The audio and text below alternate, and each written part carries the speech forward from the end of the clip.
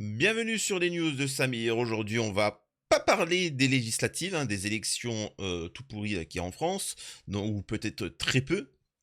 On va parler de ce qui s'est passé en Bolivie. En effet, il y a eu un coup d'État où voilà, hein, l'État a failli être déstabilisé. Il y en a beaucoup qui ne savent pas ce que ça signifie, c'est quoi la Bolivie, enfin quelle est leur vision des choses, qui a voulu renverser le gouvernement, pour quelles raisons, etc., etc. Vous allez voir, ça va être intéressant. Et encore une fois, c'est un petit peu lié, tu vois, avec un pays tu vois que les Arabes donc craignent énormément, tu vois. Donc vous verrez, hein, ça va être intéressant à analyser. Nous avons bien évidemment une histoire d'huile d'olive. Oui, une histoire d'huile d'olive comme je sais pas comment vous l'introduire.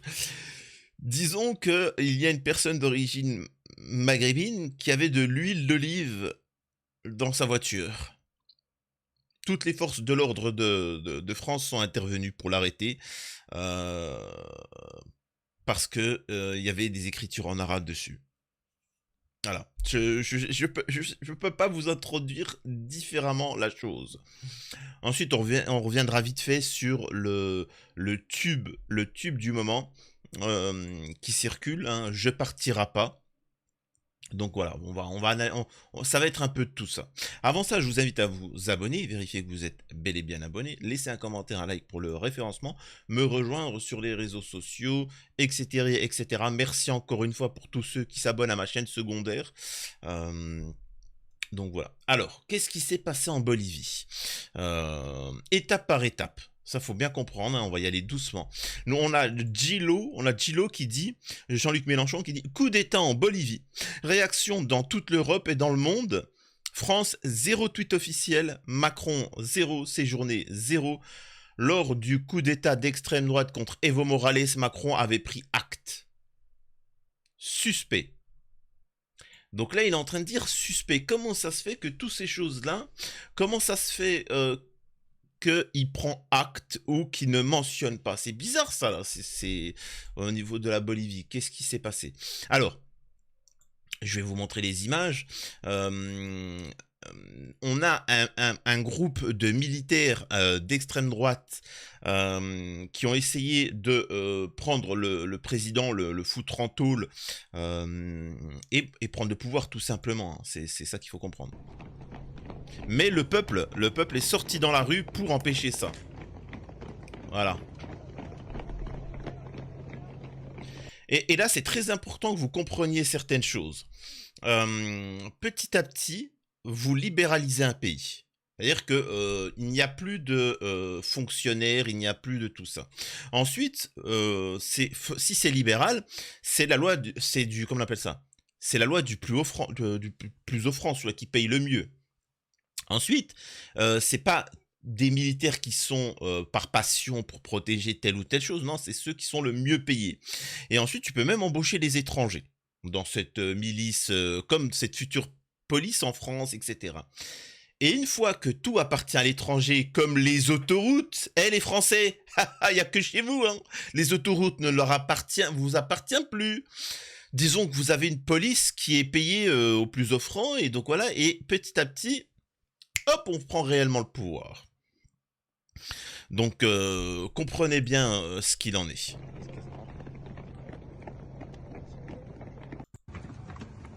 Voilà. Voilà. Alors, moi, je me pose la question, pourquoi ce coup d'État? Faut bien qu'il y ait une raison, tu vois. Faut bien qu'il y ait une raison, non? Quelle est l'origine de tout ça? Pourquoi l'extrême droite militaire, les putschistes ont intervenu, etc. Je sais pas. Bon, ça reste un mystère. Mais j'aimerais vous lire un petit article qui n'a strictement, mais j'ai bien dit strictement rien à voir. Israël Hamas, la Colombie et la Bolivie apportent leur soutien à Lula face à l'État hébreu. À Gaza, il y a un géno. Lula n'a fait que dire la vérité, soit la vérité est défendue, soit la barbarie nous anéantira. Ah là là là là. Ça me fait rire ça, tu vois. Ça n'a strictement rien à voir. Voilà la cité, vraiment si vous saviez, ça n'a strictement rien à voir. Hein, que tous les pays autour d'Israël ont été déstabilisés, détruits, Rien à voir. Strictement rien à voir, bien évidemment. A déclaré le président colombien Gustavo Petro. La Colombie et la Bolivie, deux pays voisins du Brésil, ont exprimé leur soutien à Lula. Mardi fin février, accusant à leur tour Israël de génocide. À Gaza, il y a un génocide. Lula n'a fait que dire la vérité. Soit la vérité est défendue, soit la barbarie... Je sais pas pourquoi je fais l'accent. Soit la barbarie nous anéantira. A déclaré le président colombien Gustavo Petro. Son homologue bolivien Luis Arce est de son côté félicité le dirigeant brésilien pour avoir dit la vérité sur le génocide commis contre le vaillant peuple palestinien. Hein? Voilà, tu comprends maintenant? Ça va? Tu comprends mieux, Billy? C'est ça, ce genre d'analyse, t'auras pas partout. Hein. Profite, savoure. Hein. T'auras pas dans les médias, t'auras pas chez tes dissidents. Bande de minables. Mais dissidents. T'inquiète pas, vous allez voir tous les dissidents commencer à dire ouais, on a des vidéos intimes du président bolivien. Vous inquiétez pas, vous serez là. Ah bon, bande de bouffons, va. Vous allez... Dès qu'il y a un homme correct, bien pour l'humanité, etc., ils vont vous tomber dessus et vous serez là. On est des dissidents. Sacré dissident. Allez, laissez les bonhommes comme le président bolivien faire le travail. Et vous, occupez-vous de regarder vos dissidents à 2 balles, vos Bassem Braïké et compagnie et Zoé Sagan, s'il vous plaît, ok? C'est... D'ailleurs, hein, on a le président, là, je vais vous montrer la scène où ce qui s'est passé, c'est-à-dire qu'ils sont venus pour le choper. Et on a le général putschiste qui est en lien, parce qu'il a été arrêté depuis, hein, ça a sombré, il est en lien avec la CIA. Hein, c'est... Il est en lien avec la CIA, d'extrême droite en lien avec la CIA et des pays de l'étranger. Donc c'est bizarre quand même. Là, ils sont venus pour l'arrêter, tu vois, et il y a des gens qui ont fait barrage dans le palais présidentiel. Et quand il a appris ça, comment il s'appelle, c'est Lucho, enfin je sais pas comment il s'appelle, et il a dit ah bon, ils viennent me chercher, et il est pas eux qui viennent me chercher, c'est moi qui les vais chercher. Il est descendu, il est venu, il a dit il vais tous vous déglinguer, il vais vous faire l'amour, il vais faire l'amour direct, il vais vous déglinguer les fesses, vous pourrez mourir pour qui? Moi il aime la patrie et il aime les femmes, il vais tous vous baiser. Incroyable. El pueblo está unido para los militares ¿No me va a hacer caso? ¡Basta solo, presidente! No estamos en esta no estamos en esta ¡El pueblo está primero!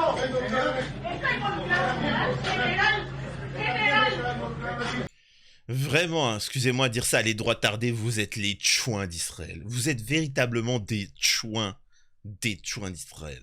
Hein, vous savez que je critique beaucoup la gauche, j'ai beaucoup critiqué la LFI pendant un temps.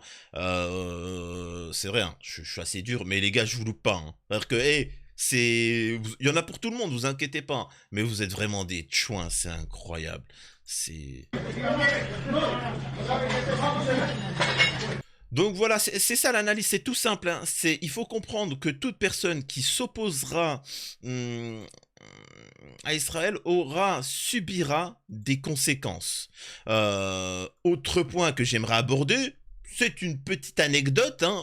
Je me rappelle qu'ici en France, pour ceux qui ne le savent pas, alors là je m'adresse surtout à nos compatriotes tunisiens qui vivent en Tunisie et tous les pays du monde hors France. Il faut savoir que en France, les M de France souhaitaient utiliser l'arme atomique contre la Tunisie. Les Tunisiens vont me dire mais pourquoi? C'est quoi le rapport? Pas parce que en ce moment le président tunisien il est pas trop tip top avec Israël. Vous allez me dire mais ouais et je veux bien que les sionistes pensent ça, mais pourquoi les M de France souhaiteraient utiliser l'arme atomique contre la Tunisie pour ça? Hein, ils ont écouté les médias en France. Les médias en France vous disent que vous êtes raciste. Voilà. Comme ça. Là, c'est venu. C'est-à-dire qu'il y a 1 an, les Tunisiens, ils se sont dit, après le 7 octobre, tu vois, ils se sont dit, tiens, Et si on était raciste contre les Noirs? Magnifique. Voilà. Le chef de la diplomatie européenne, Joseph Borrell, a déclaré que l'Union européenne s'inquiète du rapprochement de la Tunisie avec un certain nombre de pays comme la Russie, la Chine et l'Iran. Il rajoute pas l'Algérie, mais bon, voilà, on a compris, tu vois. L'Algérie, c'est vraiment le mauvais élève, tu vois. C'est le mauvais élève, tu sais que c'est un mauvais élève, tu sais qu'il est révolutionnaire, faut plus discuter avec lui. C'est-à-dire que c'est plus il est au fond de la salle, c'est bon, tu vois, on sait que c'est un ennemi. Donc voilà, voilà pour vous dire que ces gens-là, ils sont pas idiots. Et ils agissent. Donc vous étonnez pas qu'on tombe sur la Tunisie en ce moment, comme ne vous étonnez pas de ce qui s'est passé en Bolivie, ne vous étonnez pas qu'il y ait un coup d'État en Tunisie. Hein. Soyez prêts. Soyez prêts. Et t'as tous les organes médiatiques qui vont te changer le narratif. Soyez prêts. On verra si je me trompe. On verra. Hein. C'est juste fou et phénoménal ce qui se passe. En France, ce qui est dommage, c'est qu'on n'a pas de... Comment dire ça? On n'a pas de... C'est lié, même si on va parler un peu des législatives, mais pas vraiment. En France, ce qui est dommage, c'est que la propagande, elle est plus vulgaire, quoi. Elle est plus drôle. En effet, ce n'est pas une blague ce que vous allez voir. Un important dispositif policier a été déployé à Paris, incluant des équipes de la brigade cynophile, du laboratoire central de la préfecture de police, le NCIS, le FBI, la CIA. Tous, tu vois. C'est la brigade cynophile, c'est la brigade qui s'occupe des chiens, qui sentent, etc. La brigade policière des écureuils volants. En fait, c'est parce qu'ils ont éduqué des petits écureuils volants qui vont d'arbre en arbre et qui volent comme ça, les petits écureuils volants. Et c'est tous, tu vois. C'est incroyable. Toutes les forces de l'ordre sont là. Et moi, je vais vous parler d'un truc. Vous savez pourquoi il y a de la délinquance en France? Pourquoi il y a du trafic? Pourquoi de Paris-Brest? Pourquoi il y a des actes terreaux? À cause du racisme. Parce que toutes les forces de l'ordre, tous les services de sécurité qui cherchent à afficher, etc., ils sont là juste... En fait, ils font ça sur tout le monde. Je rappelle, et je sais très certainement qu'on va me... Alors là, ça ne concerne pas les M de France, mais on va certainement me critiquer en commentaire. Mais je rappelle qu'il y a une bande de cas sociaux, pour rester poli, lors d'un déplacement d'un fourgon blindé d'un prisonnier, ils sont venus et ils ont fait une fuite, quoi. Ils ont une évasion et ils ont vilipendé plusieurs personnes. Voilà. C'est vrai ou c'est faux? Vous vous rappelez là, Amra, là, ou je sais pas quoi, truc. C'est vrai ou c'est faux? Ils sont où, ces gens-là? Ils sont où? Bah, ils sont en liberté. Vous savez pourquoi ils sont en liberté? Parce que ce qui intéresse la France et les forces de l'ordre, c'est ça. De l'huile d'olive. Alors attendez. Après qu'un témoin a signalé qu'un homme dont le coffre était rempli de bidons avait crié Allahu Akbar. Alors, la police scientifique a ouvert le coffre de la voiture en présence de son propriétaire et y a découvert une dizaine de jerrycans avec des inscriptions en arabe. Ces bidons contenaient en réalité de l'huile d'olive. Le témoin est finalement revenu sur ses déclarations expliquant qu'il avait plutôt entendu quelqu'un crier « Allahu Akbar » un autre jour, dans une autre vie, dans une autre dimension.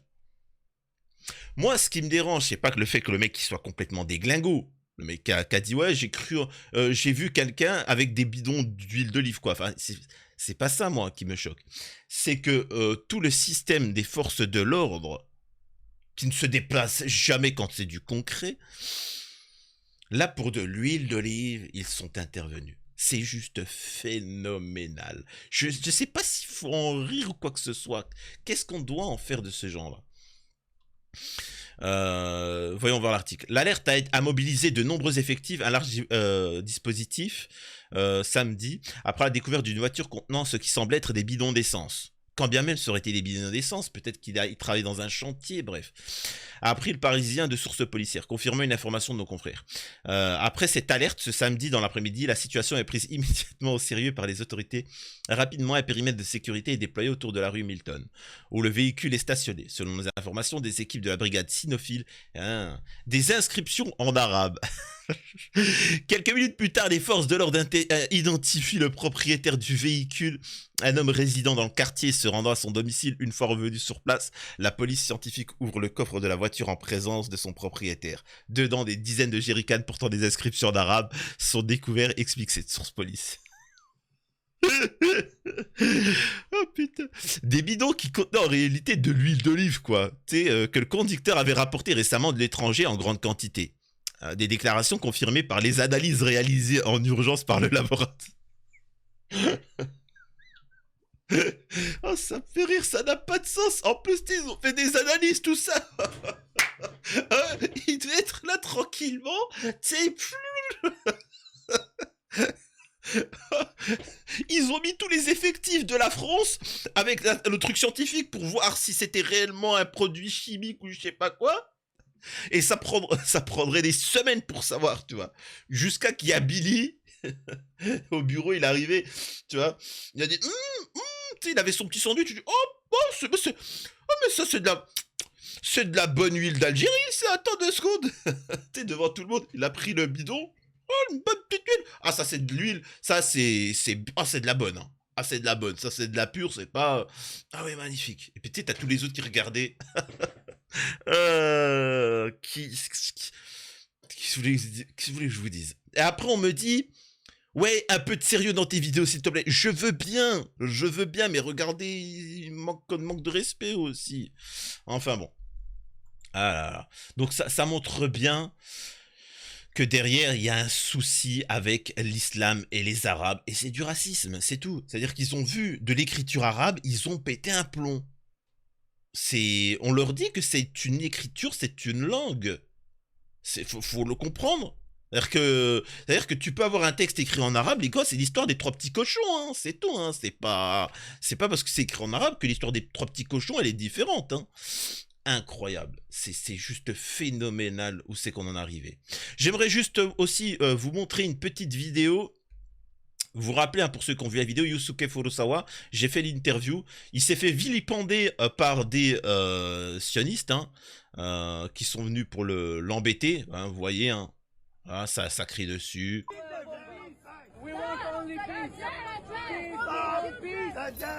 Là, il y a Yusuke qui dit, ouais, on veut juste la paix. Et l'autre, ils sont en train de dire, ah, Mishraël, attention, t'inquiète pas, etc.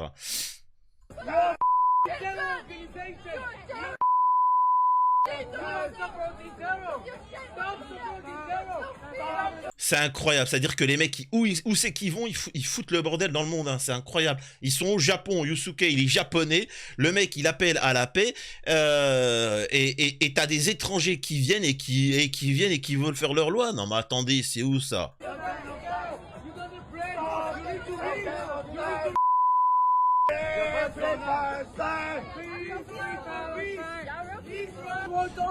Moi j'ai connu le Japon beaucoup plus sévère, hein. Je vous dis, hein, j'ai connu le Japon beaucoup plus sévère, hein. Ça peut dégager direct du pays, hein, le mec là, le touriste. Mais bon, tout ça pour dire que rien que ça a été posté 250 000 vues.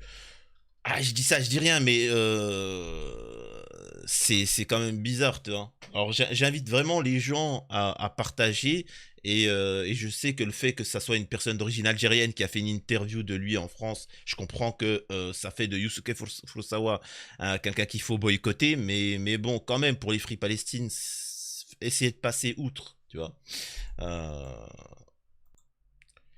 Et maintenant, on va finir sur un truc. Alors, je vous mens pas, c'était juste pour faire une blague. J'ai pensé, en fait, on va parler de cette musique-là, Je partirai pas. D'où vient cette chanson assiste largement relayée sur TikTok et Twitter.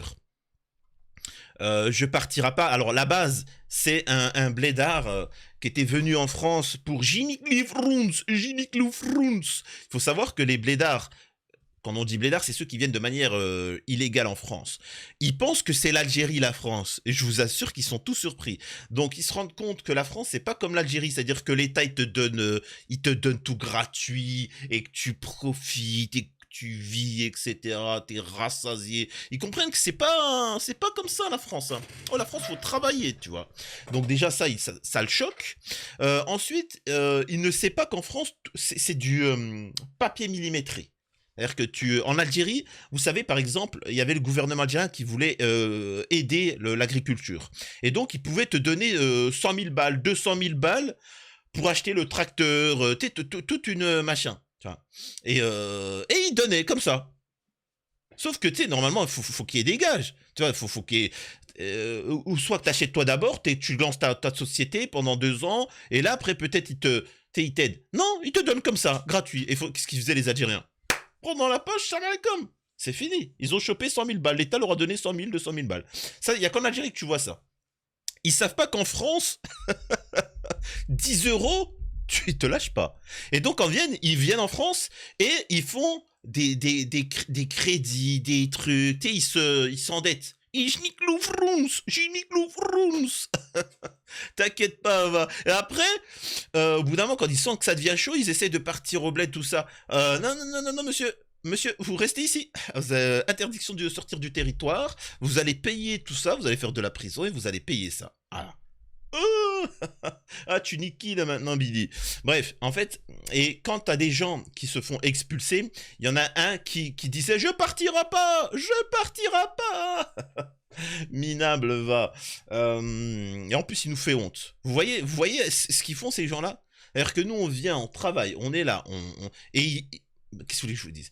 Donc, on va parler de ça. Mais moi, ça me fait penser un petit peu à ce qui est en train de se passer.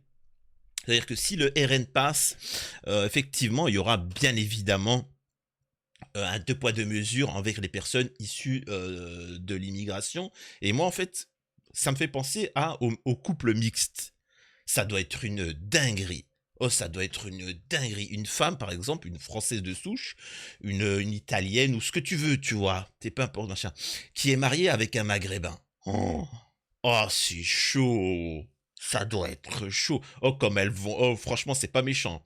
Mais commencez déjà à préparer le divorce ou autre. Hein. Mais pourquoi tu dis ça? Ah, t'inquiète pas qu'elles vont en profiter, hein, je connais les femmes. Mec, là, si vous me regardez, s'il y a des gens qui sont en couple, un couple mixte, commencez déjà à vous séparer parce que vous n'allez pas supporter. Oh, elle va vous tenir par les noisettes. T'inquiète pas, va. Ça, c'est... Chérie, ça serait bien un petit peu que tu fasses le nettoyage. Oh, j'ai pas trop envie. Ah bon? Ok, j'appelle tout de suite Bardella. Pardon, chérie, pardon. Votre emploi dans ton pays, moi, tu vas voir. Je vais dire que j'ai vu des écritures. Mais chérie, c'est de l'huile d'olive. Ouais, on verra. On verra ce que la brigade cynophile va dire. Les enfants, faut faire ses devoirs. Oh, maman, je vais finir Mario Kart. Attends, c'est ma dernière course. Oh, ça veut finir sa dernière course. Ça veut faire des rodéos. Hein? Mais maman, c'est Mario Kart. Ah, d'accord, on appelle Bardella. Pardon, maman. Là, ça va être exceptionnel, croyez-moi. Je suis convaincu qu'il y aura ce genre de délire-là. Il y aura des tensions, tu vois, dans le couple. Enfin bon. Présenté comme un tube de l'été par des comptes d'extrême droite, la chanson Je partirai pas est largement relayée sur TikTok, puis sur Twitter. Des paroles ouvertement racistes qui résonnent désormais sur des milliers de smartphones depuis quelques jours.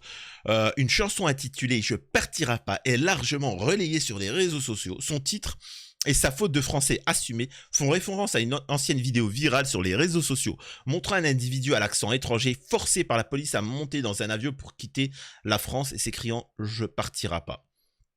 Tu partiras avec ta Fatma, pour toi fini le RSA, le bateau n'attend pas quand va passer Bardella. Tu vas retourner chez toi, tu mettras ta djellaba, tu pourras prier toute la journée. Peut-on entendre d'une voix métallique sur de la musique électro et rythmée du morceau. Alors il faut savoir qu'aucun blédard ne met de djellaba et aucun blédard ne prie. hein, ils ne sont pas musulmans. Hein. Pour ceux qui nous regardent des pays d'Afrique du Nord ou d'Afrique tout court, il faut savoir que vos blédards, quand ils arrivent en France, ils ont un complexe comparé à nous, hein, qui sommes nés en France, qui sommes musulmans, etc. Et ils veulent tellement bien faire on le sait tous très bien, ça manque de respect, ce sont des animaux, surtout avec les femmes, ce sont des animaux. Je suis désolé, hein, je suis pas. Tu sais, certains qui ont été surpris peut-être. Ouais, mais il avait pas appelé à voter les filles. Oui, Billy, mais je reste toujours le partisan que t'as connu, hein. T'inquiète pas, hein, au niveau de la. Je vous ai dit, au niveau de de certains trucs, même l'extrême droite à côté, ils sont gentils. Mais c'est la vérité parce que c'est le concret. On sait très bien que ces blédards, c'est une problématique avec les femmes. Faut être concret et le dire. Et surtout avec les femmes d'origine maghrébine. Parce qu'ils ont un complexe déjà du fait que on soit né en France, mais en plus de ça, que c'est comme ça. C'est tout leur est dû. Tout leur est dû. C'est juste ignoble. Donc, donc et ils crachent sur la religion musulmane qui jugent inférieure parce que ça leur a pas donné assez d'argent. Ils fonctionnent comme ça, c'est des fous, tu vois. Et certains, pour rester en France, expliquent qu'ils sont de telle confession et que s'ils retournent en Afrique ou autre, ils vont se faire vilipender. Donc certains même disent qu'ils sont gays pour justement ne pas se faire expulser, etc. Vraiment, hein, ils s'humilient devant Karine de la Conta. Corinne de la Conta. Une chanson pour laquelle tout indique qu'elle a été générée par une intelligence artificielle, certains mots sont avalés par la voix automatisée.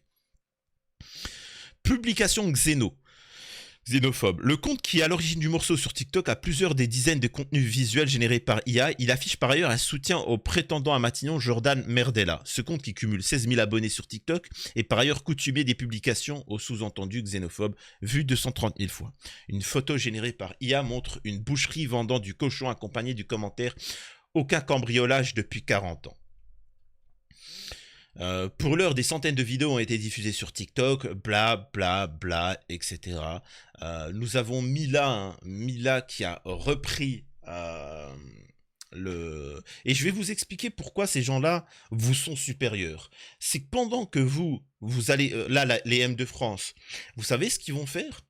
Ils vont aller défendre les blédards là, qui eux leur tombent dessus aussi. Démerdez-vous avec vous, démerdez-vous entre vous. Juste ne touchez pas la religion musulmane, ça n'a strictement rien à voir. Ne nous mêlez pas avec tout ça. Faut faire le distinguo. Ensuite, ce que vous allez faire, c'est que vous allez aller commenter toutes les vidéos de ces gens-là en disant c'est pas bien, c'est pas bien. En faisant ça, tu leur fais du référencement, tu leur donnes de la force et des vues. Donc tu comprends la problématique. Par contre, moi, je rappelle que j'ai été block-out par la communauté musulmane, merci à toutes les autres communautés qui me soutiennent, parce que moi j'ai dit arrêtez ça, arrêtez le blabla. Nous avons Mila qui a écrit dans un tweet « Islam hors d'Europe ». Islam. Imaginez-vous ce que la LFI se chope sur la communauté juive. Imaginez-vous si l'un d'entre eux disait juifs, tous les juifs d'Europe hors d'Europe. D'accord, ça serait une dinguerie. Pourquoi l'islam, ça passe? Moi, je pose une question. Il n'y a pas une association qui est capable de l'attaquer en justice, l'ami là? Il n'y a pas une association? Il n'y a pas un avocat d'origine maghrébine musulmane qui peut l'attaquer en justice? Non? Voilà. C'est-à-dire que dans le concret, vous ne faites rien, mis à part alimenter, donner de la visibilité. Tant que vous ne comprendrez pas que... je vous dis, l'exemple, encore une fois, je vous l'ai donné déjà plusieurs fois, c'est les Turcs. Les Turcs... Une femme avait subi du racisme dans une banque. Ils sont pas fait. Voilà la cité facile. Oh, je veux toi sur la tête de ma mère. Ils ont pas fait ça. Le Turkish n'a pas fait ça. Il a dit ah ok d'accord. Il est parti à la mosquée. C'est des associations turques. Toutes les mosquées. Enfin de toute façon toutes les mosquées sont des associations en France. Ah, t'es obligé. Tu sais, c'est lié. Donc, il est venu, il était voir le président. Regardez ce qui s'est passé avec ma femme. Le président, qu'est-ce qu'il a fait? Il a fait OK. Il a envoyé un mail à tous les présidents d'associations turques de France. Et le vendredi, ils ont fait voilà, il s'est passé ça, machin. Il y a une de nos, de nos camarades qui a subi, machin. Je veux que tous ceux qui sont à la banque BNP, je sais plus c'était quoi, mais bon, on va dire la BNP Paribas, etc. Vous faites tous une liste, ceux qui sont là-bas, vous signez, je m'appelle nanana, je suis dans cette banque-là. Voilà. C'est tout, juste en une ligne. Hein, tu fais la liste. Ils ont récolté plusieurs dizaines de milliers de personnes qui étaient à cette banque-là. Le président, ils ont renvoyé ça au président machin, qui a envoyé une lettre au responsable de la BNP. Et ils ont dit voilà, on est plusieurs dizaines de milliers. Cette personne-là, elle a fait du racisme. Soit vous la virez, soit c'est nous qui partons. Oh, le président, il a couru. Tu vois, il a couru dans la banque en question, et il y avait la femme qui était là, bonjour, c'est le président de la BNP, bonjour monsieur, puis il l'a chopé, allez, hop, tu vois, oh, elle s'est envolée, sortie direct comme ça, tu vois, en slip. C'est tout. Vous en avez entendu parler? Non. Simple, elle a perdu son travail, oui. Ils sont pas venus, tu vois ce que je veux dire? Ils sont pas venus sur le compte YouTube, Twitter de la meuf pour lui envoyer 50 000 messages pour lui donner de la visibilité, pour qu'elle ait du soutien, et qu'après ils font une cagnotte et qu'elle chope 1 million. Non, ils ont été carrés. Et c'est ça qu'il faut faire. Malheureusement, les M de France, c'est un peu compliqué pour eux. Donc voilà pour l'actualité, mais en tout cas, force à la Bolivie. Et surtout, comprenez bien, faites attention à la Tunisie, parce que quelque chose me dit que va arriver bientôt la même chose. Donc voilà, hein, c'est spécial. Prenez soin de vous, c'était les news de Samir.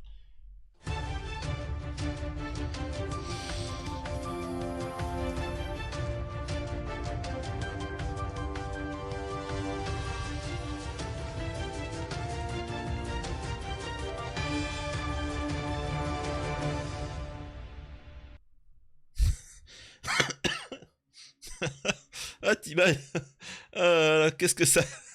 Qu'est-ce que ça va être quand des policiers vont découvrir ce que c'est le Selecto, hein? Incroyable, c'est juste phénoménal de l'huile d'olive. Y a pas... En fait, y a pas d'analyse. Contrairement aux autres vidéos, il n'y a pas d'analyse, il n'y a rien de spécial. Cette vidéo, c'était juste pour vous partager la folie. Voilà, je vois pas pourquoi moi je trouve ça fou. Pourquoi vous devriez pas... c'est juste incroyable.